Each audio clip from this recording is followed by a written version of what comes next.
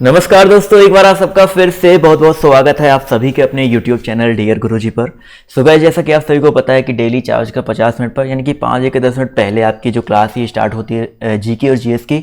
और यहाँ पर टॉपिक बाय टॉपिक में आप इस समय आपको जो कोर्स है वो प्रोवाइड कर रहा हूँ। तो आई होप यहाँ पर जितने लोग जुड़े हैं सबको मेरी आवाज़ जो है क्लियर आ रही होगी। और जितने भी लोग यहाँ पर जुड़ रहे हैं सभी लोगों का कमेंट करके बताते हुए चलेंगे आप लोग को एवरीथिंग इज़ क्लियर है ना। चलिए, काफ़ी लोग यहाँ पर जुड़ चुके हैं, सबको आवाज़ क्लियर आ ही रही होगी। और अगर आप लोग अभी तक भाई इंस्टा पे और टेलीग्राम पर नहीं जुड़े हो तो जुड़ जाओ, क्योंकि वहाँ पर भी डेली मैं आपके लिए जो क्लासेस है वो प्रोवाइड करता हूँ। तो सभी लोग वहाँ पर जा करके जुड़ जाइए और इंपॉर्टेंट नोटिफिकेशन पीडीएफ आपको वहाँ पर मिलते रहेंगे। और साथ ही साथ आप सभी को पता है कि मेरी जो क्लासेस हैं डेली अनअकैडमी पे भी चलती हैं। तो आप लोग अनअकैडमी पर जो मेरी क्लासेस हैं उनका फ़ायदा अगर उठाना चाहते हैं बिल्कुल फ्री में, तो आप लोग अनअकैडमी का ऐप डाउनलोड कीजिए। आप लोग मेरी क्लासेस जो स्पेशल वाली होती है उनका फ़ायदा बिल्कुल फ्री में उठा सकते हो। सिंपली आपको इसी कोड का यूज़ करना है, डियर गुरुजी। आप मेरी प्रोफाइल पे जाएंगे, मेरी जितने भी क्लासेस हैं उनका फ़ायदा उठाइए डियर गुरुजी कोड यूज़ करके। और साथ ही साथ दोस्तों, अगर आप लोग प्लस में कोई भी कोर्स परचेज करना चाहते हैं तो चाहे 1 महीने, 3 महीने, 6 महीने या 12 महीने, किसी भी मतलब आप कोई भी कोर्स परचेज करना चाहते हैं तो आप सिंपली डियर गुरुजी कोड का यूज़ करेंगे तो आपको जो है 10% का अलग से डिस्काउंट देखने को मिल जाएगा। तो चलिए दोस्तों, स्टार्ट करते हैं आज की क्लास को। तो अभी इतिहास चल रहा था, 2, 3, 4 पार्ट हो चुके हैं, शायद ये 5वां पार्ट है। तो पहला क्वेश्चन देखिए आपके सामने ये रहा। कल मैंने जो क्वेश्चन कराया था रजिया सुल्तान तक हुआ था, तो उसके बाद का ये क्वेश्चन है। पूछा गया है भारत की प्रथम महिला शासिका कौन थी। चलिए भाई फटाफट जवाब देते हुए चलेंगे। भारत की प्रथम महिला शासिका जो है कौन थी। जवाब देखिए यहाँ पर आना शुरू हो गया। बहुत ही सिंपल सा क्वेश्चन है भाई। भारत की जो प्रथम महिला शासिका थी वो रजिया सुल्तान थी, इल्तुतमिश की बेटी थी। तो ऑप्शन नंबर जितने लोग बी जवाब दे रहे हैं वो लोग यहाँ पर बिल्कुल करेक्ट हो जाएंगे। अगला क्वेश्चन देखिए आपसे यहाँ पर क्या कह रहा है कि वे 2 वंशज कौन थे जिन्होंने खिलजी शासकों से तत्काल पहले और बाद में शासन किया था। बताइए सर, वो 2 वंशज कौन थे जिन्होंने खिलजी शासकों के तत्काल बाद और तत्काल पहले जो है शासन किया था। तो खिलजी के पहले जो है गुलाम था और खिलजी के बाद जो है आपके कौन से तुगलक वंश आए थे।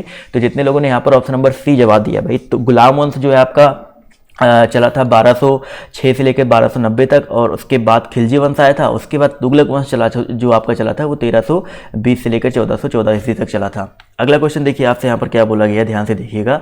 दिल्ली के खिलजी सुल्तान कौन थे भाई। दिल्ली के खिलजी सुल्तान यहाँ पर इन चारों में कौन थे। तो यहाँ पर अगर हम बात करते हैं मंगोल, अफगान और जाट कबीलों के बारे में, तो यहाँ पर तुर्क जो है, जो खिलजी सुल्तान थे वो तुर्की थे, मूल रूप से तुर्की थे। तो यहाँ पर जितने लोग ऑप्शन नंबर सी जवाब दे रहे हैं वो लोग यहाँ पर बिल्कुल करेक्ट हो जाएंगे। अगला क्वेश्चन देखिए आपसे यहाँ पर क्या बोला गया है कि स्वयं को दूसरा सिकंदर या सिकंदर सानी कहने वाला सुल्तान कौन था। स्वयं को दूसरा सिकंदर कहने वाला सुल्तान जो है कौन था।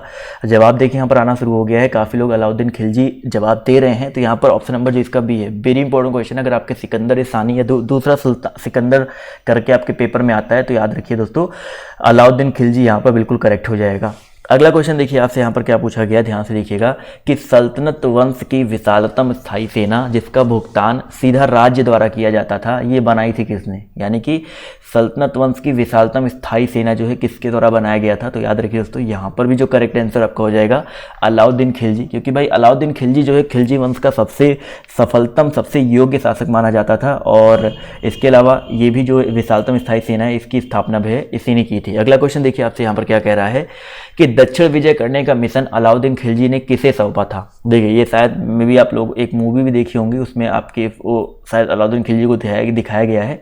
और जवाब देखिए यहाँ पर आना शुरू हो गया। तो मलिक काफूर बिल्कुल सही जवाब आ रहा है सर। दक्षिण विजय करने का जो मिशन है अलाउद्दीन खिलजी ने मलिक काफूर को जो है सौंपा था। तो जितने लोग यहाँ पर ऑप्शन नंबर सी जवाब दे रहे हैं वो लोग यहाँ पर बिल्कुल करेक्ट हो जाएंगे। अगला क्वेश्चन देखिए आपसे यहाँ पर क्या बोला गया है कि बाजार विनियमन प्रणाली आरंभ की गई थी। बताइए सर, बाजार विनियमन प्रणाली जो है किसके द्वारा आरंभ की गई थी। तो ये भी जो करेक्ट आंसर आपका हो जाएगा अलाउद्दीन खिलजी के द्वारा। अब देखो यहाँ पर आपको एक टॉपिक बाय टॉपिक एक एक चीज़ें तैयार होती हुई जा रही हैं। अलाउद्दीन खिलजी ने क्या क्या किया था, कैसे क्या क्या क्वेश्चन आपके बन सकते हैं, वो सब कुछ तैयार होते हुए जा रहा है। तो बिल्कुल आप लोग परेशान मत होइए, आपको हर चीज़ तैयार हो जाएगी। अगला क्वेश्चन देखिए आपसे क्या कह रहा है कि वह सुल्तान कौन था जिसने खलीफा के अधिकार को मानने से इनकार कर दिया था। बताइए सर, वह सुल्तान कौन था जिसने खलीफा के अधिकार को मानने से इनकार कर दिया था। तो याद रखिए दोस्तों, यहाँ पर भी जो करेक्ट आंसर आपका हो जाएगा अलाउद्दीन खिलजी। अलाउद्दीन खिलजी ने खलीफा के अधिकारों को मानने से इनकार कर दिया था। जबकि अगर हम बात करते हैं कुतुबुद्दीन मुबारक, यहाँ पर एक ऑप्शन दिया गया ऑप्शन नंबर डी, इसने स्वयं को खलीफा घोषित भी किया था। ठीक है, इसके अलावा कभी कभी पूछा जाता है कि अलाउद्दीन खिलजी ने कौन सी उपाधि ग्रहण की थी, तो अलाउद्दीन खिलजी ने यामीन उल खिलाफत नासिरी उल मोमिनीन ये उपाधि जो है ग्रहण की थी। ये पेपर में कभी कभी आता है बट याद रखिएगा।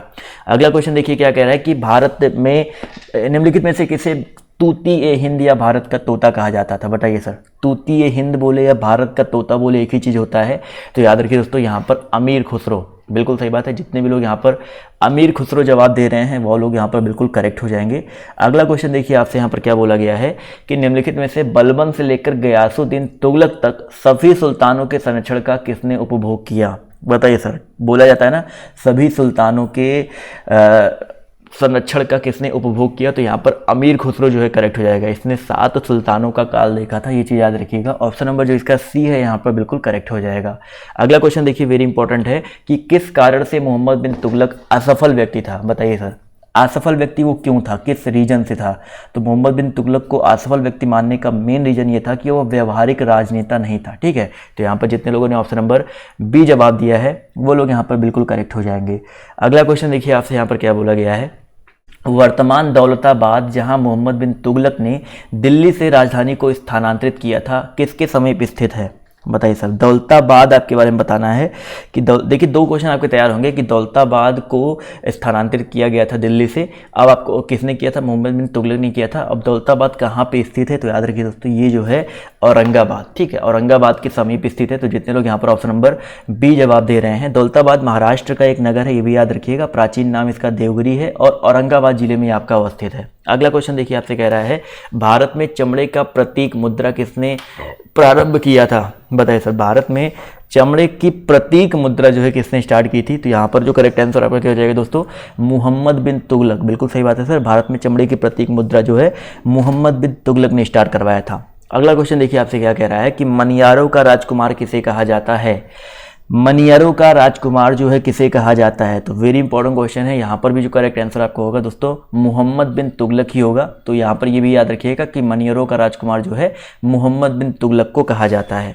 अगला क्वेश्चन देखिए, वेरी इंपॉर्टेंट है, आपसे पूछा गया कि ब्राह्मणों पर जजिया कर लगाने वाला दिल्ली का सुल्तान कौन था? बताइए सर, यहाँ पर थोड़ा सा दिमाग लगाइए, जवाब देते हुए चलेंगे। ब्राह्मणों पर जजिया कर लगाने वाला दिल्ली का सुल्तान जो है कौन था? तो दोस्तों याद रखिएगा, यहाँ पर भी जो करेक्ट आंसर आपका हो जाएगा फिरोज तुगलक। ठीक है, यहाँ पर जो करेक्ट आंसर होगा आपका फिरोज तुगलक हो जाएगा। उसने हिंदुओं को जिम्मी यानी कि इस्लाम ना स्वीकार करने वाला बोला था और उसने सबसे पहले इन्होंने जो है दिल्ली सुल्तानों में फिरोज तुगलक ने जो जजिया कर लगाया था।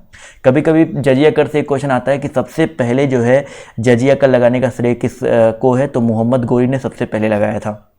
अगला क्वेश्चन पूछा गया है, निम्नलिखित में से किस सुल्तान ने सती प्रथा रोकने का प्रयास किया? बताइए सर, किस सुल्तान ने सती प्रथा को रोकने का प्रयास किया था? और जवाब देखिए यहाँ पर धीरे धीरे आना शुरू हो गया है। तो सबसे पहले पूछा गया है ना, तो सबसे पहले यहाँ पर देखा जाए तो मोहम्मद बिन तुगलक जो है करेक्ट हो जाएगा। ठीक है, यहाँ पर मोहम्मद बिन तुगलक ने सती प्रथा को रोकने से जो है इनकार किया था। और इसके अलावा मोहम्मद बिन तुगलक जो है, एक पेपर में एक भी क्वेश्चन आता है कि होली में भाग लेने वाले होली कौन सा सुल्तान जो है दिल्ली का सुल्तान खेलता था? तो मोहम्मद बिन तुगलक जो है ये होली में भाग भी लेता था, होली खेलता भी था। अगला क्वेश्चन देखिए आपसे क्या कह रहा है, इब्न बतूता जो है कहाँ से आया था? यात्री इब्न बतूता, बताइए सर, वेरी इंपॉर्टेंट क्वेश्चन है। इब्न बतूता बिल्कुल सही बात है सर, मोरक्को का निवासी था। कहाँ का निवासी था भाई? मोरक्को का निवासी था। तो जितने लोग यहाँ पर मोरक्को जवाब दे रहे हैं ऑप्शन नंबर ए, वो लोग यहाँ पर बिल्कुल करेक्ट हो जाएंगे। क्लियर है? अगला क्वेश्चन देखिए आपसे यहाँ पर क्या बोला गया, ध्यान से देखिएगा। इब्न बतूता किसके शासनकाल में भारत आया था? बताइए सर, इब्न बतूता जो है किसके शासनकाल में भारत आया था? तो दोस्तों याद रखिएगा, इब्न बतूता की अगर हम बात करते हैं तो इब्न बतूता जो है यहाँ पर आया था मोहम्मद बिन तुगलक के शासनकाल में। ठीक है, इब्न बतूता मोरक्को के निवासी था। बहुत सारे देशों की यात्रा के बाद ये 1333 ईस्वी में मोहम्मद बिन तुगलक के शासनकाल में भारत आया था। और इसके बाद यहाँ पर जितने लोगों ने जवाब दिया ऑप्शन नंबर सी, वो लोग यहाँ पर बिल्कुल इब्न बतूता से एक क्वेश्चन बनता है कि इसने एक पुस्तक लिखी थी जिसमें भारत के जो यात्रा वृत्तांत है या अपने जितने भी यात्रा वृत्तांत है उसका वर्णन मिलता है। तो उस पुस्तक का नाम कभी कभी पेपर में आता है तो रेहला। ठीक है, उस पुस्तक का नाम रेहला था। अगला क्वेश्चन देखिए आपसे क्या कह रहा है कि कुतुब मीनार को जैसे हम आज उसे देखते हैं अंततः पुनर्निर्माण किया गया था किसके द्वारा? बताइए सर, कुतुब मीनार को जैसे आज हम देखते हैं, मतलब आज जैसे हम लोग देख रहे हैं उसका पुनर्निर्माण जो है किसके द्वारा किया गया था, तो सबसे पहले स्टार्ट तो करवाया था भाई कुतुब मीनार को कुतुबुद्दीन ऐबक ने, लेकिन उसको जो अंतिम रूप है जो आज हम देखते हैं वो फिरोज तुगलक द्वारा करवाया गया था। तो यहाँ पर जितने लोग ऑप्शन नंबर डी जवाब दे रहे हैं फिरोज तुगलक, वो लोग यहाँ पर बिल्कुल करेक्ट हो जाएंगे।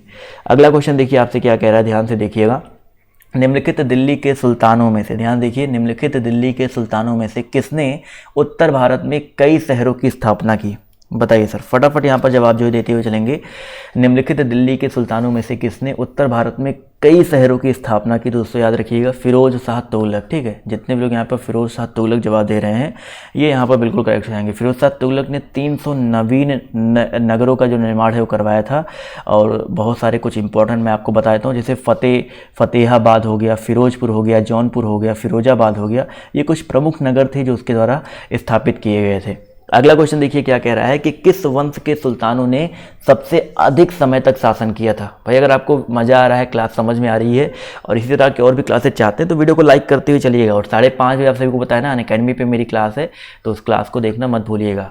तो भाई 36 नंबर क्वेश्चन है, जवाब देखिए आना शुरू हो गया। तो 36 नंबर क्वेश्चन का जो करेक्ट आंसर आपका क्या हो जाएगा, बिल्कुल सही जवाब आ रहा है sir option number B, Tughlaq वंश। जितने लोग जवाब दे रहे हैं ऑप्शन नंबर बी, वो लोग यहाँ पर बिल्कुल करेक्ट हो जाएंगे। दिल्ली सुल्तानों ने सबसे अधिक समय तक जो है शासन किया था तो दिल्ली पर, तो यहाँ पर जो करेक्ट आंसर हो जाएगा आपका तुगलक वंश, ठीक है। तुगलक वंश ने लगभग ये मान के चलिए लगभग 94 साल तक जो है शासन किया था, ये चीज़ याद रखिएगा। जबकि दास वंश या गुलाम वंश, खिलजी वंश, सैयद वंश, लोधी वंश थोड़े से उनसे कम थे। अगला क्वेश्चन देखिए आपसे क्या कह रहा है कि नीचे दिए गए सुल्तानों के वंशों को कालक्रम के अकॉर्डिंग व्यवस्थित करना है। देखिए भाई इन सब में सबसे पहले कौन सा आया था, भाई अगर हम बात करते हैं सबसे पहले जो है आपका जो है कौन सा वंश आया था, गुलाम वंश आया था। सबको पता है गुलाम वंश का जो शासनकाल था 1206 से स्टार्ट था, बहुत कम चला था, मतलब ज़्यादा नहीं, 1290 तक गुलाम वंश जो है आपका चला था, बहुत कम भी नहीं चला था। इसके अलावा अगर हम बात करते हैं दूसरे नंबर पे आपका खिलजी वंश आया था। खिलजी वंश 1290 से स्टार्ट हुआ था जब गुलाम ख़त्म हुआ था, और ये आपका 1320 तक चला था, ये काफ़ी कम चला था। इसके अलावा अगर हम बात करते हैं भाई खिलजी वंश के बाद जो है आया था तुगलक वंश, ठीक है। तुगलक वंश का शासन जो है मैंने बताया ना बहुत 1320 से लेकर 94 साल तक लगभग चला था, 1414 ईस्वी तक। और उसके बाद आपका सैयद वंश आया था, ठीक है। सैयद वंश जो है आपका 1414 से लेकर के 1451 तक चला था।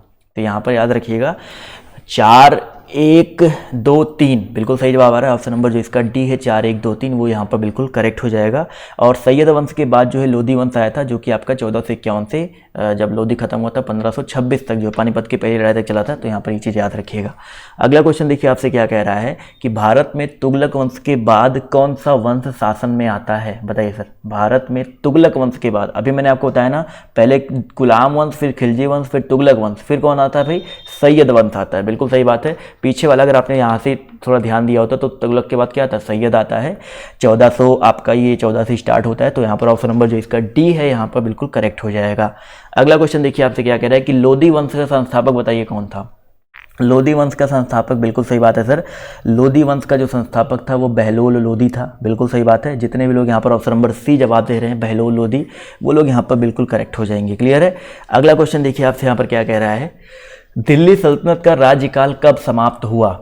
दिल्ली सल्तनत का जो राज्यकाल है वो आपका कब समाप्त हुआ। तो दोस्तों यहाँ पर याद रखेंगे इसका जो करेक्ट आंसर आपका हो जाएगा 1526 ईस्वी में, ठीक है। इसके बाद मुगल वंश आ गया था, तो बिल्कुल सबको पता है 1526 ईस्वी में जो है पानीपत की जो आपकी लड़ाई हुई थी, उसके बाद जो है दिल्ली का राज्यकाल जो है समाप्त हो गया था पहला युद्ध के बाद, जिसमें बाबर जीता था और जो है इब्राहिम लोदी हार गया था। अगला क्वेश्चन देखिए आपसे क्या कह रहा है कि दिल्ली सल्तनत का अंतिम वंश क्या था। अभी मैंने बताया ना 1526 में ख़त्म हुआ था दिल्ली सल्तनत, और लोधी वंश का शासन चल रहा था जिसमें जो आपका इब्राहिम लोधी है वो हार गया था। तो यहाँ पर ऑप्शन नंबर डी जितने लोग जवाब दे रहे हैं लोधी वंश, यहाँ पर बिल्कुल करेक्ट हो जाएंगे। अगला क्वेश्चन देखिए आपसे क्या कह रहा है, निम्नलिखित में से कौन सा सुमेलित है, बताइए सर। शमसे सिराज आफिफ, जियाउद्दीन बर्नी, अमीर खुसरो। देखो भाई अमीर खुसरो हो गया, इब्न बतूता हो गया, सबके बारे में हम लोग बात करेंगे। यहाँ पर आप लोग भी थोड़ा प्रयास करते हुए चलेंगे। तो यहाँ पर देखा जाए तो सिर्फ ऑप्शन नंबर ए जो दिया गया है शमसे सिराज आफिफ तारीख़ फिरोज शाही, तो भाई यहाँ पर ये वाला ऑप्शन जो है बिल्कुल करेक्ट है। जबकि जियाउद्दीन बर्नी की बात करते हैं तो ये जो है फतवा जहादारी। इसके अलावा अमीर खुसरो की अगर हम बात करते हैं तो ये अमीर खुसरो जो है आसिक तुगलकनामा लिखा था, किरान उन सादेन लिखा था, यहाँ पर तो कोई नहीं होगा। अगर हम बात करते हैं इब्न बतूता के बारे में तो इब्न बतूता ने रहला लिखा था, तो यहाँ पर सिर्फ ऑप्शन नंबर ए वाला जो है सम्मिलित है। तो जितने लोगों ने ऑप्शन नंबर ए जवाब दिया है वो लोग यहाँ पर बिल्कुल करेक्ट हो जाएंगे। क्लियर है? चलिए भाई अगला क्वेश्चन देखिए आपसे यहाँ पर क्या बोला गया है, ध्यान से देखिएगा। क्वेश्चन नंबर आपका यहाँ पर 43 कह रहा है निम्नलिखित का मिलान करना है। तुगलकाबाद किला, लाल किला दिल्ली वाला, हौज खास और द सिटी ऑफ सीरी, किसने किसने ये बनवाया है? तो सबको पता है भाई, यहाँ पर सबसे इंपॉर्टेंट जो लाल किला है सबको पता है किसने बनवाया था। लाल किला शाहजहां ने बनवाया था। तो 2 का तो भैया 2 से ही मिल जाएगा, सबको पता है ना भाई। इसके बाद अगर हम बात करते हैं तुगलकाबाद के बारे में तो तुगलकाबाद जो है किला जो है आपका गयासुद्दीन तुगलक ने बनवाया था। किसने बनवाया था भाई? गयासुद्दीन तुगलक ने बनवाया था। तो ये पहले का चौथे से हो जाएगा, तो 4 हो गया, 2 हो गया। उसके बाद हौस खास की अगर हम बात करते हैं तो हौस खास जो है ये फिरोज तुगलक ने ही बनवाया था, तो ये आपका 300 हो गया। इसके बाद द सिटी ऑफ सीरी जो है अलाउद्दीन खिलजी ने बनवाया था, 1 हो गया। तो 4, 2, 3, 1 किस में आ रहा है सर? बिल्कुल सही बात है। जितने भी लोग यहाँ पर ऑप्शन नंबर बी जवाब दे रहे हैं वो लोग यहाँ पर बिल्कुल करेक्ट हो जाएंगे। चलिए साथियों आते हैं अगले क्वेश्चन पर। तो पूछा गया आपसे यहाँ पर सल्तनत काल में निम्नलिखित में से, आपको बताना है सल्तनत काल में निम्नलिखित में से किस कला की उन्नति सर्वाधिक हुई? चलिए भाई फटाफट जवाब देते हुए चलेंगे। कौन सी कला की उन्नति जो है सर्वाधिक हुई?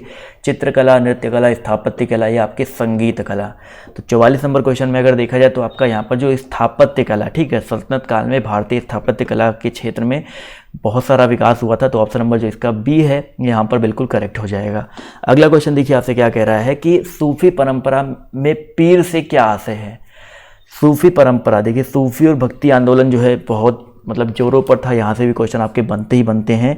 संत कबीर के बारे में पूछा जाता है और सिख धर्म सूरदास के बारे में बहुत सारे क्वेश्चन भी आपके बनेंगे। तो यहाँ पर बताते हुए चलेंगे पीर से क्या मतलब है। तो पीर का मतलब होता है भाई सूफियों का गुरु, ठीक है। तो सूफियों के गुरु का मतलब होता है पीर। अगला क्वेश्चन देखिए आपसे क्या कह रहा है कि सूफी आंदोलन मूलतः कहाँ से प्रारंभ हुआ? सूफी आंदोलन जो है मूलतः कहाँ से आरंभ हुआ था? तो याद रखिए दोस्तों, सूफी आंदोलन जो है मूलतः फारस यानी कि पर्सिया से स्टार्ट हुआ था। वेरी इंपॉर्टेंट क्वेश्चन है, यहाँ पर याद रखिएगा। जितने लोग यहाँ पर पर्सिया फारस जवाब दे रहे हैं वो लोग यहाँ पर बिल्कुल करेक्ट हो जाएंगे। अगला क्वेश्चन देखिए आपसे यहाँ पर क्या बोला गया है, सूफी आदेशों को किस नाम से जाना गया? फटाफट यहाँ पर सभी लोग प्रयास करते हुए चलेंगे। जो सूफी आदेश होते थे उनको किस नाम से जाना गया था? तो याद रखिए दोस्तों, सूफी आदेशों को सिलसिला, ठीक है, सूफी आदेशों को सिलसिला नाम से जाना गया था। तो ऑप्शन नंबर जो इसका सी है यहाँ पर बिल्कुल करेक्ट हो जाएगा। अगला क्वेश्चन देखिए आपसे क्या कह रहा है कि अमीर खुसरो एक संगीतज्ञ था और एक क्या था? बताइए सर। अमीर खुसरो जो है आपका एक क्या था? संगीतज्ञ था। और क्या था भाई? अमीर खुसरो संगीतज्ञ के साथ साथ सूफी संत भी था, फारसी तथा हिंदी का लेखक भी था, विद्वान भी था, इतिहासकार भी था। तो यहाँ पर जितने लोग ऑप्शन नंबर डी जवाब दे रहे हैं उपयुक्त सभी, वो लोग यहाँ पर बिल्कुल करेक्ट हो जाएंगे, ठीक है। अगला क्वेश्चन देखिए आपसे क्या कह रहा है, तोता ए हिंद। अभी ये क्वेश्चन देखिए पहले में मिल चुका, तोता ए हिंद, तोता हिंद पहले मिल चुका है, तो इसको तो भाई रिपीट करने की जरूरत है नहीं, सबको याद ही होगा। अमीर खुसरो, तो ऑप्शन नंबर सी यहाँ पर करेक्ट हो जाएगा। अमीर खुसरो अलाउद्दीन खिलजी का दरबारी कवि था। इसके साथ ही साथ मतलब बहुत सारे क्वेश्चन यहाँ से बनते हैं। अमीर खुसरो ने भी एक चीज़ का आविष्कार किया था, किसका भाई? सितार और तबला। सितार और तबला का आविष्कार जो है किसको माना जाता है? अमीर खुसरो को ही माना जाता है। अगला क्वेश्चन देखिए आपसे क्या कह रहा है कि भैया कुछ संस्थापक हैं और कुछ भक्ति संप्रदाय हैं, उनकी सूचियों के साथ मिलान करना है, कोड के हिसाब से आपको जवाब देते हुए चलना है। जिसको भाई दिख नहीं रहा है साफ साफ, एक बार वीडियो की क्वालिटी को बढ़ा लेगा, दिख जाएगा। तो भाई यहाँ पर देखेंगे शंकर देव, और शंकर देव की अगर हम बात करते हैं तो उन्होंने एक सरल धर्म, ठीक है, पहले का चौथे से मिल जाएगा, एक सरल धर्म की स्थापना की थी, यहाँ पर संप्रदाय की स्थापना की थी। जगजीवन की अगर हम बात करते हैं तो सतनामी, ठीक है, यहाँ पर 3 से मिल जाएगा सतनामी। लालगिन या लाल बेग की अगर हम बात करते हैं तो इन्होंने भाई अलखनामी, ठीक है, 4 3 2 और बचा क्या? गोविंद प्रभु महानुभाव पंथ। तो यहाँ पर सिंपल सा भाई 4 3 2 1 से मिलान हो जाएगा। तो जितने लोगों ने ऑप्शन नंबर ए जवाब दिया है वो लोग यहाँ पर बिल्कुल करेक्ट हो जाएंगे। क्लियर है? चलिए साथियों आते हैं अगले क्वेश्चन पर। तो आपसे यहाँ पर देखिए क्या पूछा गया है, अलवार संतों का आविर्भाव निम्नलिखित में से किस आधुनिक राज्य से हुआ? अलवार देखिए भाई फटाफट यहाँ पर जवाब देते हुए चलेंगे। दोस्तों याद रखिएगा, अलवार संतों का जो आविर्भाव है वो आपका तमिलनाडु राज्य से हुआ। ठीक है, पूर्व मध्य काल में दक्षिण भारत के जो तमिल क्षेत्र थे यानी कि तमिलनाडु में भक्ति की 2 संत धाराओं का जो है आविर्भाव हुआ था, विकास हुआ था। एक अलवार जो कि आपके वैष्णव संत थे, और एक आपका हुआ था नयार। ठीक है, एक आपका क्या हुआ था, नयार हुआ था।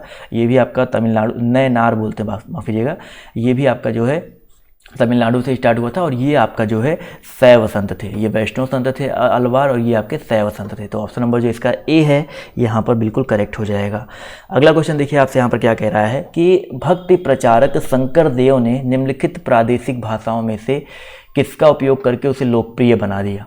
बताइए सर, किसका उपयोग करके उसको लोकप्रिय बना दिया था। तो असमिया, ब्रिज, बांग्ला या अवधी। तो यहाँ पर जो करेक्ट आंसर आपका हो जाएगा सर असमिया। ठीक है, जो भक्ति प्रचारक शंकर देव थे उन्होंने असमिया का, असम के महानतम धार्मिक सुधारक माने जाते हैं शंकर देव, और इनका संदेश जो है ये विष्णु या उनके अवतार कृष्ण के प्रति पूर्ण भक्ति पर केंद्रित था, और इन्होंने असमिया भाषा का प्रयोग करके इसको लोकप्रिय बनाया था। अगला क्वेश्चन देखिए आपसे क्या कह रहा है कि शिवाजी के पास समसामयिक मराठा संत का नाम था। बताइए सर, शिवाजी के समसामयिक, शिवाजी के समसामयिक मराठा संत कौन थे भाई। तो भाई शिवाजी के समसामयिक जो मराठा संत थे वो संत तुकाराम थे। बिल्कुल सही बात है, जितने लोग संत तुकाराम जवाब दे रहे हैं वो लोग यहाँ पर बिल्कुल करेक्ट हो जाएंगे। तो ऑप्शन नंबर डी यहाँ पर करेक्ट हो जाएगा। इसके अलावा संत तुकाराम, इसके अलावा इनके गुरु थे रामदास, और रामदास जो है छत्रपति शिवाजी के भी गुरु थे, ये चीज़ याद रखिएगा। अगला क्वेश्चन देखिए आपसे यहाँ पर क्या बोला गया, ध्यान से देखिएगा, वेरी इंपॉर्टेंट क्वेश्चन है कि भैया एनालेक्टस पवित्र ग्रंथ है किन धर्म का। एनालेक्टस जो है ये पवित्र धर्म है किस ग्रंथ का। जवाब सभी लोग देते हुए चलेंगे। तो दोस्तों याद रखिएगा, एनालेक्टस की अगर हम बात करते हैं तो ये जो है आपका कन्फ्यूशसवाद यानी कि कन्फ्यूशियन धर्म का, बहुत इंपॉर्टेंट क्वेश्चन है, कन्फ्यूशियन धर्म का जो है पवित्र ग्रंथ है। तो ऑप्शन नंबर जो इसका सी है यहाँ पर बिल्कुल करेक्ट हो जाएगा। देखिए काफ़ी लोग कह रहे थे sir UP TET C TET की तैयारी जो है शुरू करो, तो यूपी टेट सी टेट के लिए जो क्लासेज जो है शुरू हो चुकी हैं, अभी इसके बाद उसकी भी क्लास देखने को मिल जाएगी, तो देखिएगा जरूर यूट्यूब पर मिलेगा। अगला क्वेश्चन देखिए आपसे क्या रहा है कि विजयनगर साम्राज्य की स्थापना जो है किसने की थी। विजयनगर राज्य की स्थापना जो है किसने की थी। तो याद रखिए दोस्तों, संगम वंश ने। किसने किया था भाई, संगम वंश ने किया था। तो जितने लोग यहाँ पर संगम वंश जवाब दे रहे हैं वो लोग यहाँ पर बिल्कुल करेक्ट हो जाएंगे। तो हरिहर और बुक्का नामक 2 शासकों द्वारा किया गया था 1336 ईस्वी में। ये तो सबको पता ही होगा, कई बार आपके पेपर में आ ही चुका है, तो यहाँ पर जो है ये चीज़ याद रखिएगा। क्लियर है। अगला क्वेश्चन देखिए आपसे यहाँ पर क्या बोला गया है, ध्यान से देखिएगा कि भाई विजयनगर के शासकों ने प्रोत्साहित किया किस चीज़ को। बताइए सर, विजयनगर के जो शासक थे उन्होंने किस चीज़ को प्रोत्साहित किया। ये सभी लोग यहाँ पर जवाब देते हुए चलेंगे। देखते हैं कितने साथी यहाँ पर जवाब देते हैं सही। तो साथी याद रखिएगा यहाँ पर जो करेक्ट आंसर आपका क्या हो जाएगा, हिंदी, मराठी, संस्कृत। तो भाई हिंदी की अगर हम बात करते हैं तो वो नाम तो नहीं आता, बट तमिल, तेलुगु और संस्कृत विजयनगर के शासकों ने प्रोत्साहित किया था, तमिल, तेलुगु और संस्कृत को। तो यहाँ पर जितने भी साथी ऑप्शन नंबर सी जवाब दे रहे हैं वो लोग यहाँ पर बिल्कुल करेक्ट हो जाएंगे। अगला क्वेश्चन देखिए आपसे यहाँ पर क्या कह रहा है कि गोवा के महत्वपूर्ण किले को बहमनियों से छीनने वाला प्रथम विजयनगर शासक कौन था। गोवा के महत्वपूर्ण किले को बहमनियों से छीनने वाला प्रथम विजयनगर शासक जो है कौन था। तो 3 नंबर क्वेश्चन का जो करेक्ट आंसर आपका हो जाएगा हरिहर 2। ठीक है, हरिहर द्वितीय, बहुत ही इंपॉर्टेंट क्वेश्चन है। ऑप्शन नंबर जो इसका ए है याद रखिए, गोवा को बहमनियों से सर्वप्रथम छीनने वाला प्रथम जो विजयनगर शासक था वो हरिहर द्वितीय था, और 1377 ईस्वी में इसने बेसिकली छीना था। ये चीज़ याद रखिएगा। ठीक है, चलिए भाई अगला क्वेश्चन पूछा गया है कि 1420 ईस्वी में विजयनगर साम्राज्य में आने वाले इटली के यात्री का नाम क्या था। भाई इटली से एक यात्री आया था, वेरी इंपॉर्टेंट क्वेश्चन है। देखते हैं कि मोरक्को वाला सबको पता है, इब्न बतूता था, लेकिन इटली के बारे में अगर पूछा है इटली का यात्री विजयनगर साम्राज्य में कौन आया था, तो याद रखिएगा Niccolo de Conti. Niccolo de Conti बहुत इंपॉर्टेंट है। कब आया था, 1420 में आया था। तो ये चीज़ यहाँ पर याद रखिएगा। ठीक है, और ये देवराय प्रथम, कभी कभी पूछा था किसके शासनकाल में आया था, तो देवराय प्रथम के शासनकाल में आया था। ये चीज़ आप लोग याद रखिएगा। अगला क्वेश्चन देखिए आपसे क्या पूछा गया है, कृष्णदेव राय जो है किस राजवंश के शासक थे। फटाफट यहाँ पर जवाब देते हुए चलेंगे। कृष्णदेव राय जो है किस राजवंश के शासक थे। तो कृष्णदेव राय जो है दोस्तों आपके विजयनगर, ठीक है, विजयनगर राजवंश के शासक थे। तो जितने लोगों ने ऑप्शन नंबर डी जवाब दिया है वो लोग यहाँ पर बिल्कुल करेक्ट हो जाएंगे। अगला क्वेश्चन देखिए यहाँ पर क्या पूछा गया, ध्यान से देखिएगा कि कृष्णदेव राय ने कौन सी पुस्तक लिखी थी। ये क्वेश्चन वेरी वेरी इंपॉर्टेंट है, कई बार आपके पेपर में आ चुका है। कृष्णदेव राय ने कौन सी पुस्तक लिखी थी, तो अमुक्त माल्यद। ठीक है, अमुक्त माल्यद, यहाँ पर याद रखिएगा ये कृष्णदेव राय के शासनकाल में तेलुगु साहित्य का मतलब तेलुगु साहित्य का बहुत ही विकास हुआ था और ये अमुक्त माल्यद नामक जो पुस्तक है इन्होंने लिखा था। ठीक है, इसके अलावा अगर हम बात करते हैं भाई अगले प्रश्न के बारे में, तो अगला प्रश्न देखिए आपसे यहाँ पर कह रहा है कि तेलुगु कृति, सेम क्वेश्चन आपका रिपीट हो गया है, तो यहाँ पर इसका जवाब तो सबको पता ही होगा कि भाई अमुक्त माल्यद का लेखक कौन होगा।